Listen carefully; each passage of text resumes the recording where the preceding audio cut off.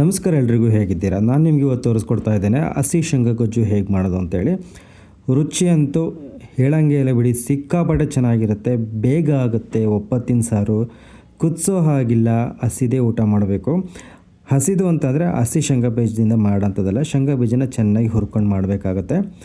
ತುಂಬ ಅಂದರೆ ತುಂಬ ಚೆನ್ನಾಗಿರುತ್ತೆ. ಖಂಡಿತ ನಿಮ್ಮೆಲ್ರಿಗೂ ಇಷ್ಟ ಆಗುತ್ತೆ. ಬ್ಯಾಚುಲರ್ಸ್ ಆಗ್ಬೋದು ಅಥವಾ ಅಡುಗೆ ಮಾಡಿ ಬೇಜಾರಾಗಿದ್ದಾಗ ಏನು ತರಕಾರಿ ಇಲ್ಲದೆ ಇರುವಾಗ ಇದನ್ನು ಮಾಡ್ಕೊಂಡು ತಿಂದರೆ ತುಂಬ ನಿಮಗೆ ಚೆನ್ನಾಗಿರುತ್ತೆ. ಮುದ್ದೆ ಜೊತೆ ಅಂತೂ ಹೇಳಿ ಮಾಡಿಸಿದ ಥರ ಇರುತ್ತೆ. ನಿಮಗೆ ಚಪಾತಿ ಜೊತೆ ತಿನ್ಬೋದು, ರೊಟ್ಟಿ ಜೊತೆ ತಿನ್ಬೋದು, ಅನ್ನದ ಜೊತೆ ಕೂಡ ತಿನ್ಬೋದು. ಆದರೆ ಚಪಾತಿ ರೊಟ್ಟಿ ಜೊತೆ ತಿನ್ನುವಾಗ ನೀರು ಜಾಸ್ತಿ ಹಾಕ್ಕೋಬಾರ್ದು, ಸ್ವಲ್ಪ ಗಟ್ಟಿಗೆ ಮಾಡ್ಕೋಬೇಕಾಗತ್ತೆ. ಮುದ್ದೆಗಾದರೆ ಸ್ವಲ್ಪ ತೆಳ್ಳಗೆ ಮಾಡ್ಕೋಬೇಕಾಗತ್ತೆ. ಅದು ನಿಮ್ಮ ಅನುಕೂಲ, ನಿಮಗೆ ಹೇಗೆ ಬೇಕೋ ಆ ಥರ ಮಾಡ್ಕೊಳ್ಳೋದು. ರುಚಿಯಲ್ಲಂತೂ ನಾನು ಮತ್ತೆ ಹೇಳ್ತಾ ಇದ್ದೇನೆ, ತುಂಬ ಚೆನ್ನಾಗಿರುತ್ತೆ. ಅಪರೂಪಕ್ಕೊಂದು ಸಲ ಈ ಥರ ಮಾಡ್ಕೊಂಡು ತಿಂದರೆ ಆಹಾ, ಸ್ವರ್ಗಕ್ಕೆ ಮೂರೇ ಗೇಣು ಅಂತೇಳಿ. ಈ ವಿಡಿಯೋದಲ್ಲಿ ನಾನು ನಿಮಗೆ ಹಸಿ ಶೇಂಗಾ ಗೊಜ್ಜು ಮತ್ತು ಮುದ್ದೆಯನ್ನು ಹೇಗೆ ಮಾಡೋದು ಅಂತೇಳಿ ತೋರಿಸ್ಕೊಡ್ತೀನಿ. ಬನ್ನಿ ನೋಡೋಣ ಹೇಗೆ ಮಾಡೋದು ಅಂತೇಳಿ. ನಾನಿಲ್ಲಿ ಏನು ಮಾಡ್ತಾ ಇದ್ದೀನಪ್ಪ ಅಂತಂದರೆ, ಟೀ ಕುಡಿಯೋ ಕಪ್ಪಲ್ಲಿ 1 ಕಪ್ ಶೇಂಗಾನ ದಪ್ಪ ತಳೆ ಇರ್ತಕ್ಕಂಥ ಬಾಣಲೆಯನ್ನು ಇಟ್ಬಿಟ್ಟು ನಾನಿಲ್ಲಿ ಚೆನ್ನಾಗಿ ಹುರ್ಕೊಂಡಿದ್ದೀನಿ. ಅದು ಬಾಯಿ ಬಿಡೋವರೆಗೂ ಚೆನ್ನಾಗಿ ಹುರ್ಕೋಬೇಕಾಗುತ್ತೆ. ಶೇಂಗಾ ಬೀಜ ಮಾತ್ರ ಯಾವತ್ತೂ ಹೈ ಫ್ಲೇಮಲ್ಲಿ ಹುರಿಬಾರ್ದು. ಶೇಂಗಾ ಆಗ್ಬೋದು, ಕುರಶನ್ನಿ ಆಗ್ಬೋದು, ಎಳ್ಳು ಆಗ್ಬೋದು, ಇವೆಲ್ಲವನ್ನೂ ಕೂಡ ನಾವು ಸಿಮ್ಮಲ್ಲೇ ಹುರಿಬೇಕಾಗುತ್ತೆ. ಸಿಮ್ಮಲ್ಲಿ ಹುರಿಯೋದ್ರಿಂದ ಚೆನ್ನಾಗಿ ಅದು ಹುರಿದ್ಬಿಟ್ಟು ಏನಾಗುತ್ತಪ್ಪ ಅಂದರೆ ರುಚಿ ಚೆನ್ನಾಗಿ ಬರುತ್ತೆ. ನಾನಿಲ್ಲಿ ಹಿಂಗೆ ಏನು ಶೇಂಗಾ ಗೊಜ್ಜಿಗೆ ಒಂದು ಬೆಳ್ಳುಳ್ಳಿ ಬೇಕಾಗಿತ್ತಲ್ವ, ಹಂಗೆ ಸಿಮ್ಮಲ್ಲಿ ಇಟ್ಬಿಟ್ಟು ಹುರ್ಕೋತಾ ಬೆಳ್ಳುಳ್ಳಿ ಕೂಡ ನಾನು ಸುಲ್ಕೋತಾ ಇದ್ದೀನಿ. ಚೆನ್ನಾಗಿ ಹುರ್ಕೊಳ್ಳಿ ಅದನ್ನ. ಆಮೇಲಿಂದ ಸಿಪ್ಪೆ ತೊಗೋಬೇಕಾಗುತ್ತೆ. ಸಿಪ್ಪೆ ತೆಗಿಬೇಕು ಸ್ವಲ್ಪ, ಇಲ್ಲಾಂದರೆ ಸಿಪ್ಪೆ ಇದ್ದರೆ ಸ್ವಲ್ಪ ಅದು ಕಂದು ಬಣ್ಣಕ್ಕೆ ಬಂದುಬಿಡುತ್ತೆ ಸಾಂಬಾರು. ನಿಮಗೆ ಬಣ್ಣ ಮುಖ್ಯ ಅಲ್ಲ ಅಂತಂದರೆ ನೀವು ಸಿಪ್ಪೆ ಬೆರಕೆ ಕೂಡ ಅದನ್ನು ಯೂಸ್ ಮಾಡ್ಬೋದು. ಬಟ್ ಈ ಸಾಂಬಾರು ಮಾತ್ರ ಸಿಪ್ಪೆ ತೆಗೆದ್ರೆ ಚೆನ್ನಾಗಿರುತ್ತೆ, ಅದಕ್ಕೋಸ್ಕರ ಹೇಳ್ತಾ ಇದ್ದೀನಿ. ಆಮೇಲೆ ಈ ಗೊಜ್ಜಿಗೆ ಬೇಕಾಗ್ತಕ್ಕಂಥ ಖಾರ ಎಷ್ಟು ಬೇಕೋ ಅಷ್ಟು ನೀವು ಹಸಿ ಮೆಣಸಿಕಾಯನ್ನು ಹಾಕೋಬೇಕಾಗತ್ತೆ. 1-2 ಡ್ರಾಪ್ ಎಣ್ಣೆ ಹಾಕಿ ಹುರಿಯೋದ್ರಿಂದ ಗ್ಯಾಸ್ಟ್ರಿಕ್ ಸಮಸ್ಯೆ ಕಡಿಮೆ ಆಗುತ್ತೆ. ಹಾಗಾಗಿ ಎಣ್ಣೆ ಹಾಕ್ಬಿಟ್ಟು ಚೆನ್ನಾಗಿ ಹುರ್ಕೋಬೇಕು ಹಸಿಮೆಣ್ಸಿಕಾಯಿ ಕೂಡ. ಆಮೇಲೆ ಇಲ್ಲಿ ನಾನು ಏನು ಮಾಡ್ತಾ ಇದ್ದೀನಪ್ಪ ಅಂತಂದರೆ, ಶೇಂಗಾ ಬೀಜದ ಸಿಪ್ಪೆಯನ್ನು ತೆಗಿತಾ ಇದ್ದೀನಿ.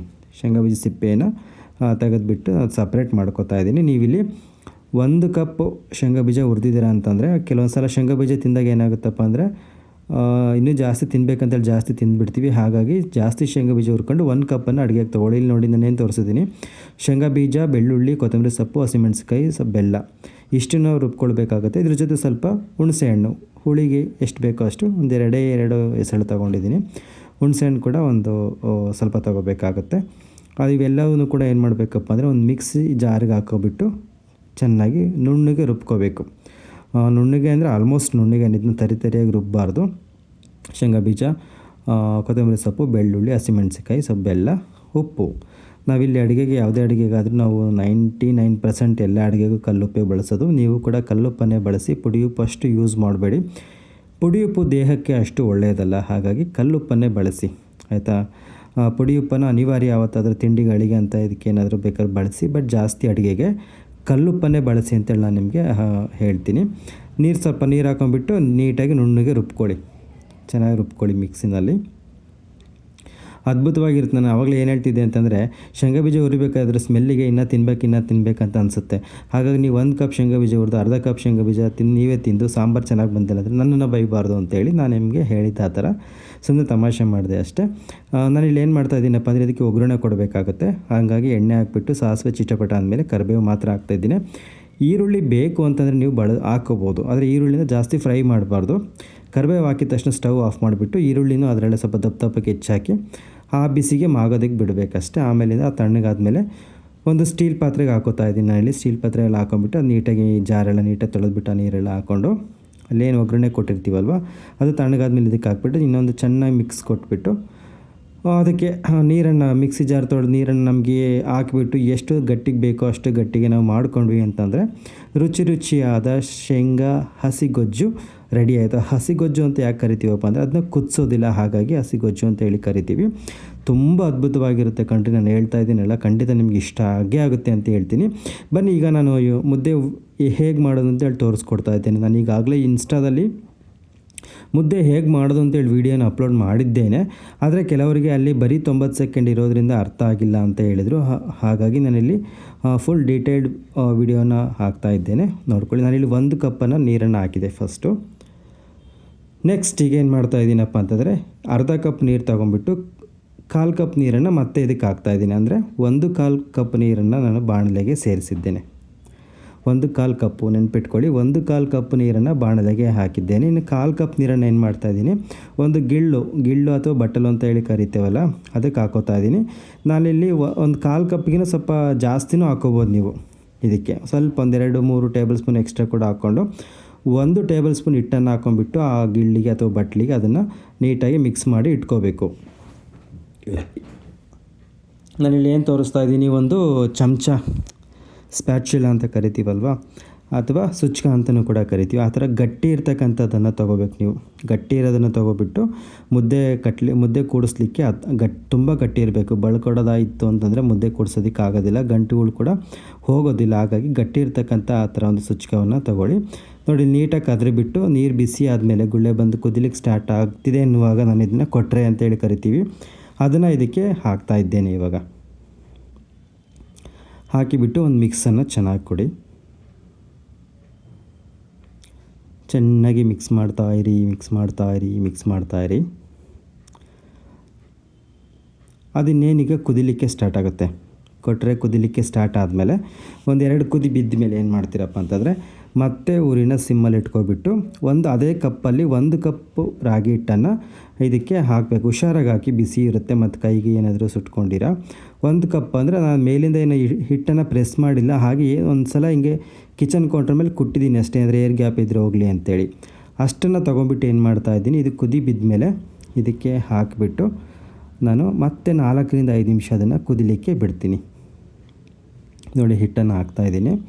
ಹಾಕಿದ ಮೇಲೆ ಸ್ವಲ್ಪ ಉರಿ ಜಾಸ್ತಿ ಮಾಡಬೇಕು, ನೋಡ್ಕೊಂಡು ಉರಿ ಜಾಸ್ತಿ ಮಾಡಿ, ಯಾಕಂದರೆ ಅದು ಸಡನ್ನಾಗಿ ಹಂಗೆ ಉಕ್ಕಿಬಿಡುತ್ತೆ. ಮತ್ತು ಸ್ಟವ್ ಎಲ್ಲ ಕ್ಲೀನ್ ಮಾಡಬೇಕು ಅಂತಂದರೆ ಅದು ರಗಳೆ ಒತ್ತೆ ಎಲ್ಲ ಯಾರು ಮಾಡ್ತಾರೆ, ಹಾಗಾಗಿ ನೋಡಿಬಿಟ್ಟು ಮತ್ತು ಅದು ಮುಳುಗಿದಾದಮೇಲೆ ಮತ್ತೆ ಉರಿನ ಕಡಿಮೆ ಮಾಡಿ, ಸಿಮ್ಮಿಗಿಂತ ಸ್ವಲ್ಪ ಜಾಸ್ತಿ ಸಿಮ್ಗಿಂತ, ಯಾಕಂದರೆ 2 ಮುದ್ದೆ ಆಗಿರೋದ್ರಿಂದ ನಾವು ಜಾಸ್ತಿ ಮುದ್ದೆ ಕಂಪೇರ್ ಮಾಡೋಕ್ಕಲ್ಲ. 2 ಮುದ್ದೆ ಆಗಿರೋದ್ರಿಂದ ಜಾಸ್ತಿ ಹೊತ್ತು ಬೇಯಿಸ್ತಾ ಕೂತೀವಿ ಅಂತಂದರೆ ಏನಾಗುತ್ತಪ್ಪ ಅಂದರೆ ಸಣ್ಣ ಗಂಟುಗಳು ಆಗಿಬಿಡ್ತವೆ. ನೀವು ಎಷ್ಟೇ ಕೂಡಿಸಿದ್ರು ಕೂಡ ಇದಾಗುತ್ತೆ. ಹಾಗಾಗಿ 4-5 ನಿಮಿಷ ಆದ ತಕ್ಷಣ ಸ್ಟವನ್ನು ಆಫ್ ಮಾಡಿಬಿಟ್ಟು ನೀಟಾಗಿ ಮಿಕ್ಸ್ ಮಾಡ್ಕೊಳ್ಳಿ. ಇದನ್ನು ಸ್ಟವ್ ಆನ್ ಆಗಿತ್ತು ಅಂದರೆ ಏನಾಗುತ್ತಪ್ಪ ಅಂದರೆ ಕೈ ಮೇಲೆ ಅಥವಾ ಮುಖದ ಮೇಲೆ ಅದು ಸಿಡಿಯೋ ಚಾನ್ಸಸ್ ಇರುತ್ತೆ. ಹಾಗಾಗಿ ಸ್ಟವ್ ಆಫ್ ಮಾಡಿಕೊಂಡು ನೀಟಾಗಿ ಮಿಕ್ಸ್ ಮಾಡಿ.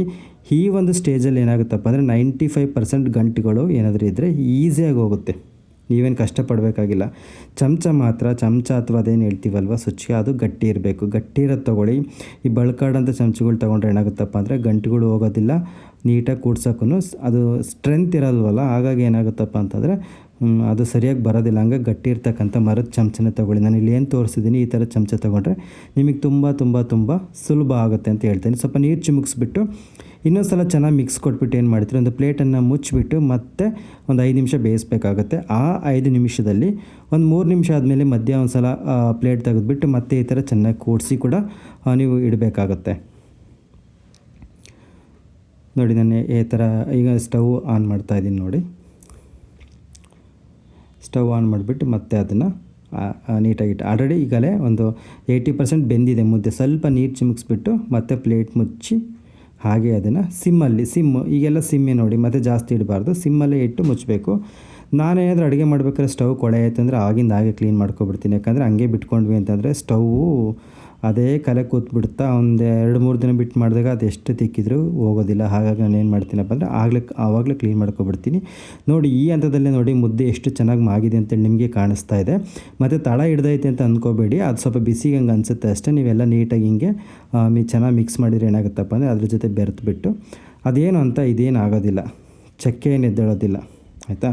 ಚೆನ್ನಾಗಿ ಬರುತ್ತೆ, ಚೆನ್ನಾಗಿ ಅಂದರೆ ತುಂಬ ಚೆನ್ನಾಗಿ ಬರುತ್ತೆ. ಸ್ವಲ್ಪ ನೀರು ಚಿಮುಕ್ಸ್ಬಿಟ್ಟು ಮತ್ತೆ 1-2 ನಿಮಿಷ ಬೇಯಿಸಿ. ಅಂದರೆ 5 ನಿಮಿಷದ ಹೇಳಿದ್ನಲ್ವ, ಅದರಲ್ಲಿ ಒಂದು 3 ನಿಮಿಷ ಆದಮೇಲೆ ಮಧ್ಯ ಪ್ಲೇಟ್ ತೆಗೆದು ಒಂದು ಸಲ ಕೂಡಿಸಿದ್ದೀನಿ. ಈಗ ಮತ್ತೆ 2 ನಿಮಿಷ ಆದಮೇಲೆ ಏನು ಮಾಡಿ ನೋಡಿ, ನಾನು ತೋರಿಸ್ತಾ ಇದ್ದೀನಿ ನೋಡಿ, ಇಲ್ಲಿ ಎಷ್ಟು ಮೃದು ಇದೆ ನೋಡಿ. ಕೈ ಗಂಟಲ್ಲ, ಕೈ ಸ್ವಲ್ಪ ನೀರು ಮಾಡ್ಕೊಂಡು ಮುಟ್ಟಿದರೆ ಕೈ ಗಂಟಬಾರ್ದು ಅದು ಅಲ್ವಾ. ನಾನು ಹೇಳಿದಲ್ವ 5 ನಿಮಿಷದಲ್ಲಿ 3 ನಿಮಿಷ ಆದಮೇಲೆ ಒಂದು ಸಲ ಮಿಕ್ಸ್ ಮಾಡಿದೆ, ಆಮೇಲೆ 2 ನಿಮಿಷ ಮತ್ತೆ ಅದನ್ನು ಮುಚ್ಚಿಟ್ಟೆ. ಈಗ ಪೂರ್ತಿ ಆಫ್ ಮಾಡಿಬಿಟ್ಟು ಏನು ಮಾಡ್ತಾಯಿದ್ದೀನಿ, ಅದನ್ನು ಇನ್ನೂ ಒಂದು ಸಲ ನೀಟಾಗಿ ಕೂಡಿಸ್ಕೊಂಬಿಟ್ಟು ಎಲ್ಲ ಗಂಟುಗಳು ಹೋಗ್ಬಿಡುತ್ತೆ. ಈ ಸ್ಟೇಜಲ್ಲಿ ಎಲ್ಲ ಗಂಟುಗಳು ಹೋಗ್ಬಿಡುತ್ತೆ. ಮುದ್ದೆ ಎಷ್ಟು ಮೃದುವಾಗಿರುತ್ತೆ ಅಂತಂದರೆ ಬೆಣ್ಣೆ ಥರ ಇರುತ್ತೆ ಅಲ್ವಾ. ಕೆಲವರು ಬೆಣ್ಣೆ ಥರ ಬರಲಿ ಅಂತೇಳಿ ಸ್ವಲ್ಪ ಎಣ್ಣೆ ಕೂಡ ಹಾಕ್ತಾರೆ, ತುಪ್ಪ ಕೂಡ ಹಾಕ್ತಾರೆ.